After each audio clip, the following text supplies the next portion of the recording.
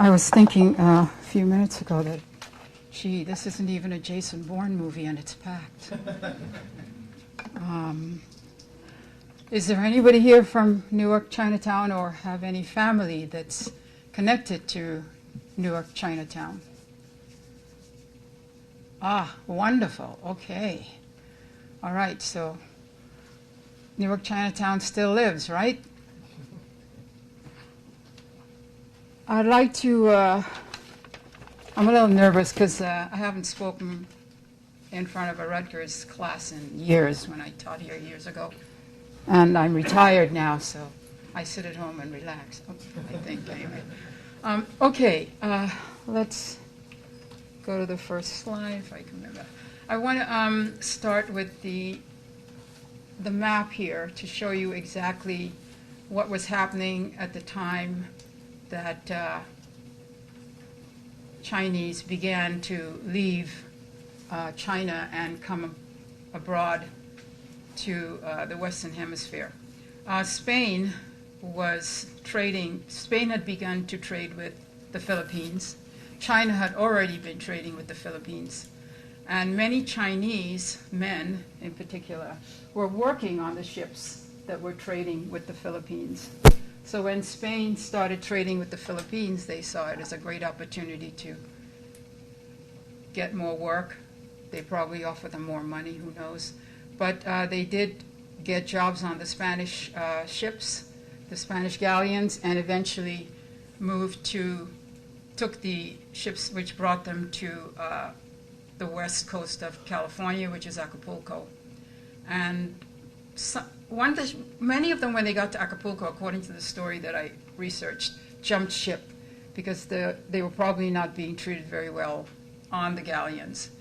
And they lived in Southern California, eventually moved way up towards Northern California, towards, I would say, not as far as San Francisco, but they actually were early Chinese that came here. We tend to think that the Chinese didn't come to America until the gold rush and then for the transcontinental railroads, but that's not the truth. There were Chinese here, and they were in Southern California. They had shops, and they had families, and so forth.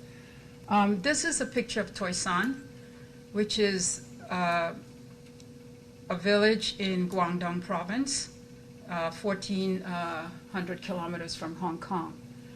It's where 90% of the Chinese that lived in Newark came from, and where a lot of the Chinese that immigrated here came from this village and from other villages around this area. There were a lot of famines. There were a lot of revolts. And they were trying to escape those kinds of things, and they got either indentured or they bought passage, whatever they could. Many of the Chinese families would sell everything that they could muster together, cousins, uncles, aunts, to send someone abroad because that person was supposed to go abroad, get a job, work, and send money back. I'm sure it sounds very familiar, doesn't it? Because I see a lot of faces here that look like mine, and it was the same thing for my life. Okay. This picture, it's interesting, this picture was taken in the 90s, but the village is pretty much exactly the way it's been for centuries. The Chinese came, they panned for gold, and these instruments, that they're using here, these were invented by the Chinese. And they not only served the Chinese, but they served everyone who was panning for gold. But nobody knows that all these instruments that were used for bringing the gold out of the sand and the silt were invented by the Chinese. Just like a lot of people don't know that a lot of the building of the railroad, the ways that they happened to dig into the mountains and the mines, it was the Chinese who invented those ways of getting the tracks through the mountains. Okay, enough arms, right? We also know that they built the railroads, but what we don't know about is the kind of racial, I hate to use the word hatred, but it was kind of racial hatred that was practiced against them. These are cartoons, illustrations from the newspapers. And this is how they manipulated the minds of the general public to make them feel as though the Chinese were taking their jobs away from them. In this case, we have the shoemaker, and I don't have to say the rest, right? Okay. This is an interesting story because shoemaking was a big factory, was a big occupational industry at the time, and a lot of Irish, Scots, people came from Europe and were getting jobs in the industry. When the Chinese finished with the railroads, they had no work, so they had to look for ways to make a living. Now, this is North Adams, Massachusetts. The man who owned this factory, which is a shoemaking factory, these are his Irish workers, and they went on strike for more wages.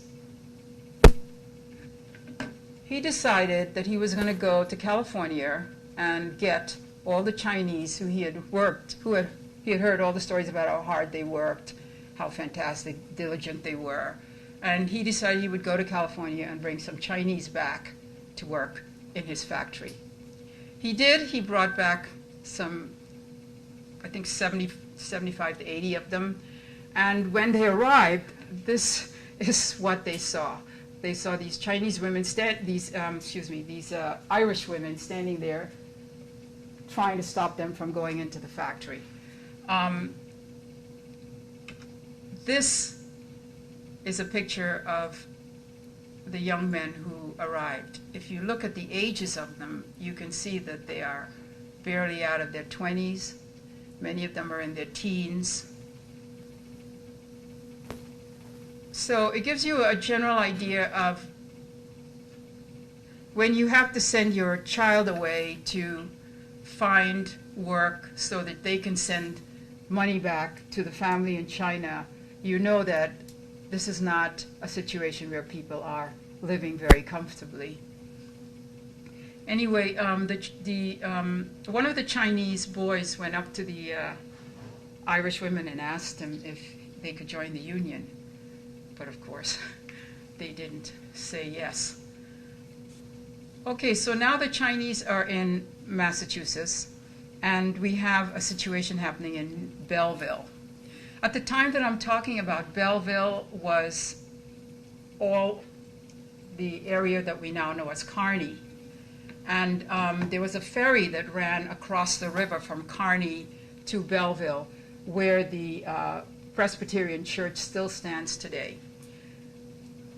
The factory at the top of the hill from that part of the river was a laundry factory, and it was owned by a Scotsman named Hervey, who had retired and decided he was going to spend his retirement just having a small business.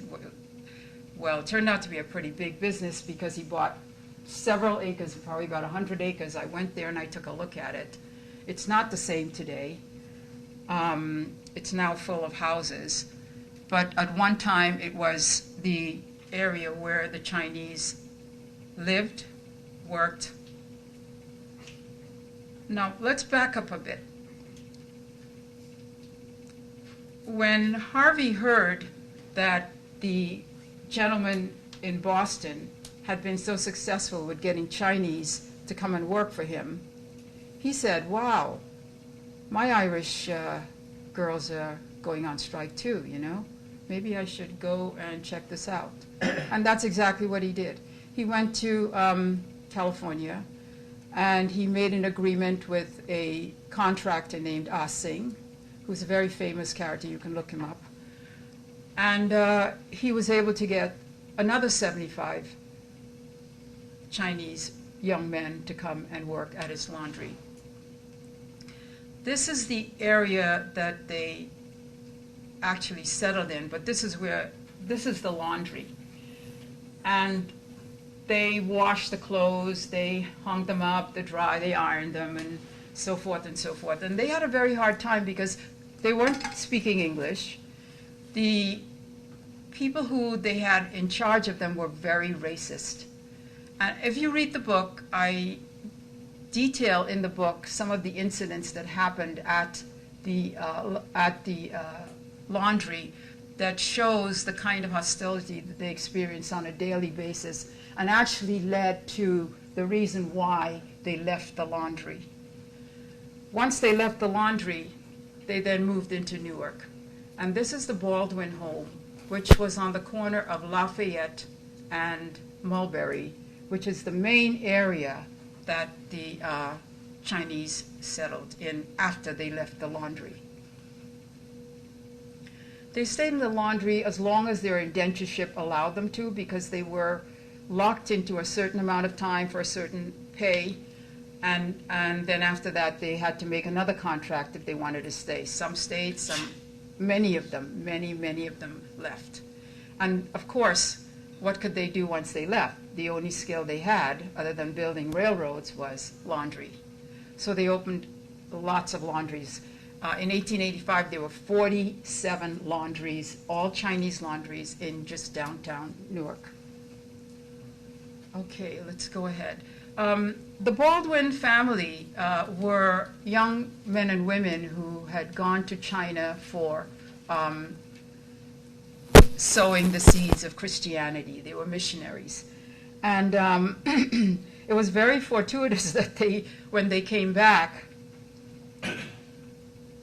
the Chinese were settling there, because this missionary zeal went into a whole another phase of, oh, we don't have to go to China, they're right here. So they started this whole trend of trying to Christianize the Chinese, and the first way to do that is to teach them English. One of the things they did was they started English schools at the churches so that the Chinese could learn English, and eventually found them rooming houses, allowed them to helped them to buy property, and so forth. Okay, these pictures are of the laundry. Some of these buildings still exist. Like this one in particular is now an apartment building on the grounds.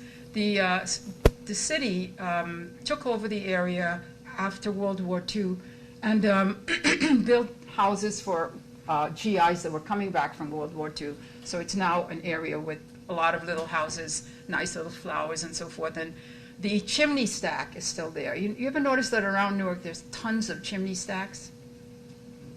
How many of you have seen the chimney stacks out here? Yeah, aren't they wonderful?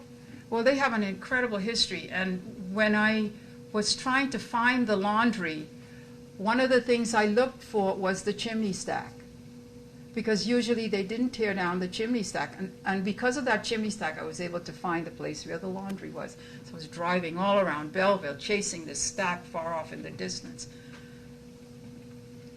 This is Chinatown as it was late 1800s. And this area, all this was Chinatown. All this was Chinatown, Liberty Street, Columbia Street, going all up here. Gradually, up to the 1920s, 30s, 40s, and 50s, Chinatown spread all along Mulberry Street, all the way over to Raymond Boulevard. So you have this area here.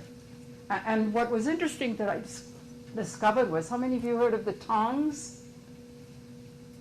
Okay. The word tong means hall, H-A-L-L, hall, room, where people gather. So I couldn't understand why the gangs, we know them as Chinese gangs now, but in my generation, well, no, predating my generation, they were called tongs. Now they're called Chinese gangs. It's a group of people that get together and hang out and do things, either business things, bad things, good things, whatever. But it's usually based on a family name or a family association, as it's called. So if your last name was Chan, you would be a member of the Chan Association. If your last name was Chin or Eng, you'd be a member of the Eng Association. I was very fortunate to find the Eng Association in Newark, Chinatown, and they were very helpful in connecting me with some of this history. The thing about Newark, Chinatown was there were two families that controlled Newark, Chinatown. They were the Chins and the Engs. The Engs, Engs belonged to a group called the Onlyong Association. That association still exists today. The Chin belongs to the Chin Association, and that association still exists today. So from here up to here, up to Raymond Boulevard, which was over there, this was all Onlyong Association. From Raymond Boulevard to a couple of blocks over, I think, belonged to the Chins. And there was constant haggling about who's doing this, who's getting this, who owns this block, who owns that block. And it was basically causing a lot of problems with the law. The police department could not understand the Chinese. They didn't want to understand the Chinese. All they wanted was to get their cut. And so the Chinese, who gambled as a result of not having any way to participate in recreation or anything that the society provided for white people, would gamble. Every store had a little room in the back where people would come in, and some of the gambling was very simple gambling, but some of the other gamblings, like in the restaurants and places like that, was big money gambling. Well, there was gambling in New York, Chinatown, and there was gambling in Newark, Chinatown. So there was this competition between who was getting the most money, from this. Do you know who just walked in? We have just had someone walk in who is a member of Newark, Chinatown. Okay, so as I'm saying, wow, that was a mind blower. This part is the Onlyong part, and that part is the Chin part. So they're constantly fighting for territory and fighting for who can get the most gambling money. But then you have the police also. The police want their take, and they want to compete with New York because New York's take is so big, they wanted the Newark take to be bigger than the New York take so they can brag about it. Okay, so you have all that going on. And I get kind of sad when I do this because I got so emotional doing this research. I met all these people that had lived through this, and it really made me feel very uncomfortable, because I'm 1/3 Chinese, and I'm thinking to myself, God, this could have been my family had we moved here, Okay, so every night or once a week, the police would raid the area. They would create a dragnet completely around the area of police, and they were acting in cohorts with the FBI at the same time too. And the pretense was they were looking for illegal aliens or opium. On one occasion, they went to New York City, got the opium that they had gotten from the stashes over there, from the police over there, and brought them over here and planted them in Newark, Chinatown, so they could claim that they had found opium. So you have illegal aliens, you have opium, and they come in with axes. Imagine someone smashing your door down with an axe at night. They come in, they haul everybody out, put them in a wagon, take them to jail. There was a story about a woman who, the microphone, I've been missing this, huh? There was a story about a couple who was getting married, and the axes broke their door down, and they were in the middle of their wedding ceremony. And they were hauled out and hauled to jail. And it took hours because they had to find someone who would go to their house, dig up their papers, bring their papers to the police station so they could be released, so they could go back and continue the wedding ceremony. Okay. My book talks about the details of a lot of this kind of stuff, but there's a lot of things that I couldn't talk about because I only had so many pages and I was only allowed so many pictures. And I'm hoping that if I do a next episode, I could put a little bit more. But let's go on. This is a doctor who came from China to Newark, Chinatown, and had a practice on Fair Street. Fair Street is what we know as Lafayette Street. That's what it was called before it became Lafayette Street. Okay? And this was his papers so that he could return to China. You couldn't return to, because of the Exclusion Act, you couldn't go back and forth between China and the U.S. So he had to prove that he had enough money here so that when he came back, he would not be coming back and being empty-handed, destitute, whatever. So this is why it says here, my debts due me, if any, and hereinafter set forth are certain and unsettled, and promissory notes of that, and the other.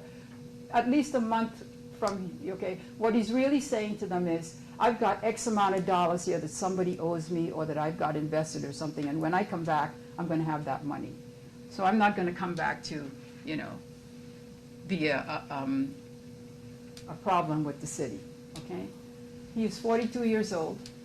There was a medicine store I discovered on Houston Street in the Ironbound. So it just goes to show you, they were in the area that I showed you on the map, but there were also other Chinese families sprinkled throughout the Ironbound, and there were families sprinkled all throughout Newark up through High Street and other areas too. This is 1885 directory showing the laundries. One of the interviews that I have in my book is an interview with Robert Lee, whose father owned a laundry, and he talks about what it was like to be the son of a laundryman who got up every morning at 5 o'clock in the morning, 6 o'clock, 5 o'clock probably. I think it was a really ridiculous hour, maybe actually even before that.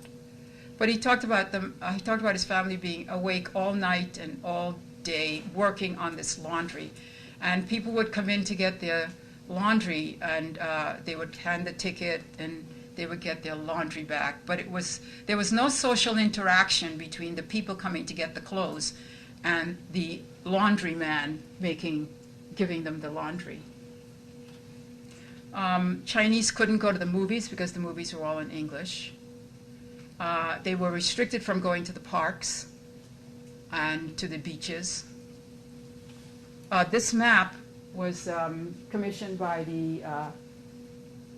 the first what is it? The first something? Old First Church. You've heard, Old First Church. It's standing on Broad and Market.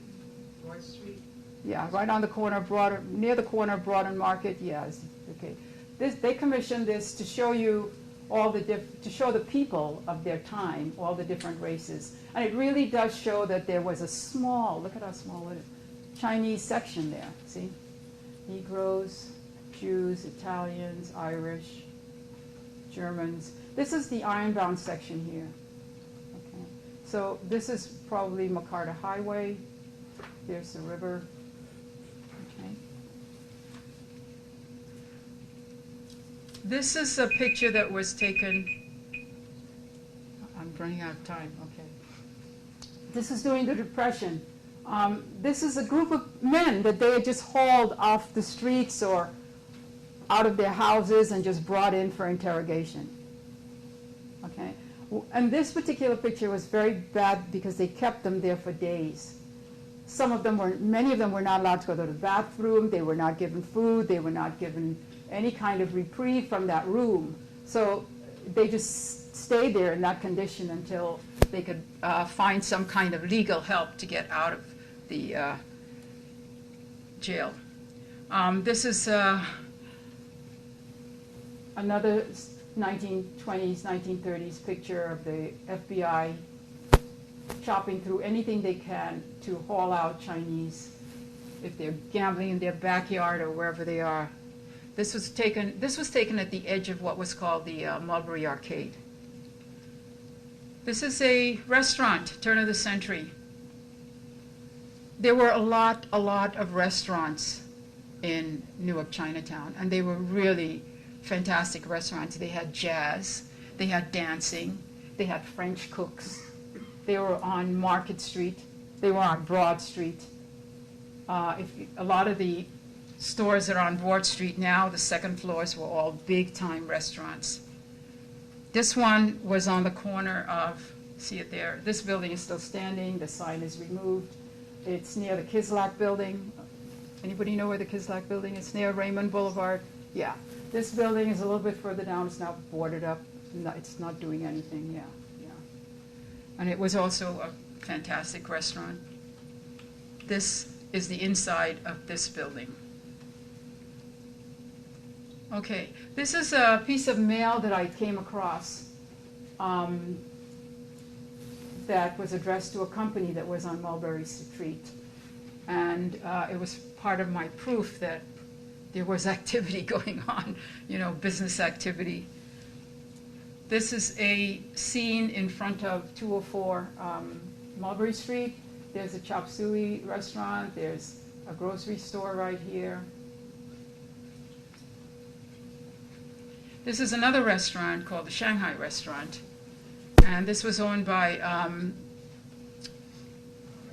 Norma Eng Wong and her family. Norma Eng Wong is a very important character in my book because she's the one person that everybody said, I wish I could be like Norma Eng Wong. And she was responsible for delivering all the babies. Just about everybody was delivered by Norma Eng Wong. And taking care of the babies. When you wanted food or you needed someone to babysit your kids, you took them to the restaurant. You know they were fed. You know they were cared for. Ding Ho. Ding Ho lasted into the 50s, the 60s rather. 50s. It was there in the 50s. It went into the 60s. It turned into fly-by-night Chinese restaurant, which the building, not the front part here, the back of this building is still standing on the Green Street side.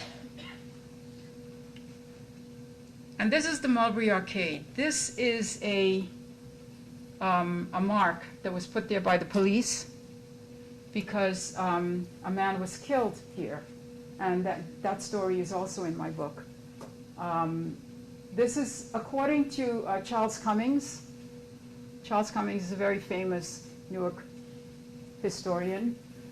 He felt that the murder in the Mulberry Arcade was what killed Newark Chinatown. I don't agree with him, and I'll tell you why. He felt that the murder had killed Newark Chinatown because it made Newark Chinatown even more scary and, I don't want to go there. And that was the aura that had been put on Newark Chinatown because it was people who were different, it was people of color, it was scary, it was drugs, it was, it was a den of, okay?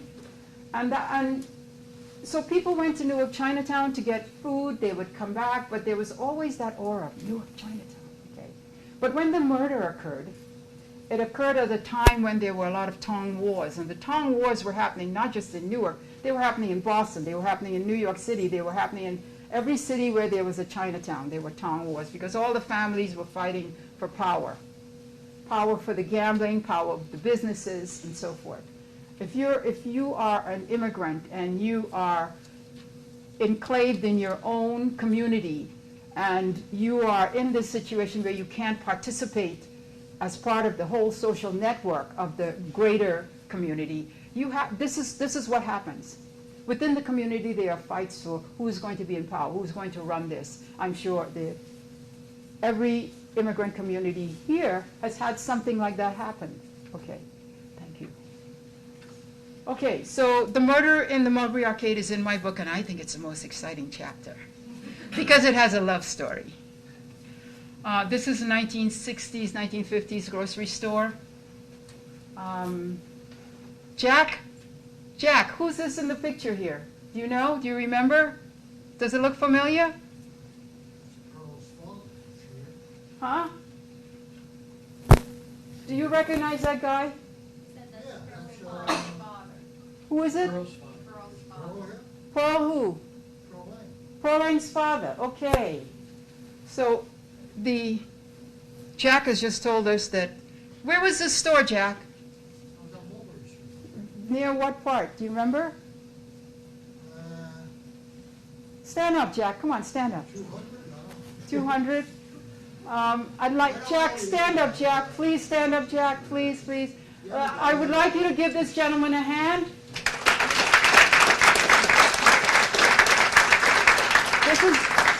This is Jack Mon. Yeah, I wasn't here in the early days that she's talking.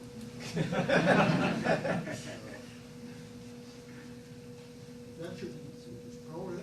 That's Pearl's father. Pearline's father, okay. And it was a grocery store on Mulberry Street. You don't know, he's buying groceries, right? Right. That should have been on 202 Mulberry. Thank you, Jack, thank you. This is Mulberry Street again as you get into the 60s. And this is a really cool picture because everybody, all the families went to sit in front of the post office and take their pictures. This is in front of the post office, the Newark post office. And all the this was like the Sunday, get dressed up, go sit in front and, hang out, and so I have tons of pictures of families sitting around this monument.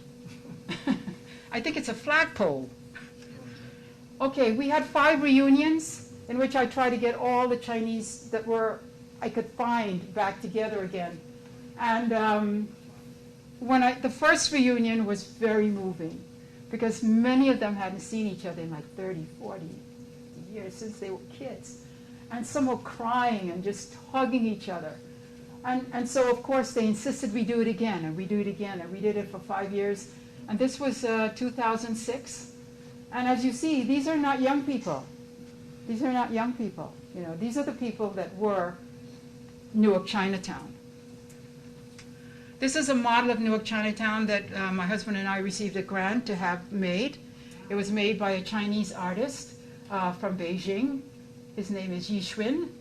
And it was done in the ancient Chinese style of figure dough sculpting. Anybody here knows figure dough sculpting? It's made with rice dough. You make the figures, all these figures are made out of rice dough and oil. You make the rice and the water and a little bit of oil and it turns into a dough and then you carve it. And this was an art that was taught to him by his uncle in during the Cultural Revolution. And he did it in secret because this was a banned art. So there are only 10 people in the world now that know this process because of the fact that it was banned. And that's my last slide. Up here we have more pictures of the families. And this is how we do our exhibits when we have our exhibits. Okay. I want to thank you for the talk.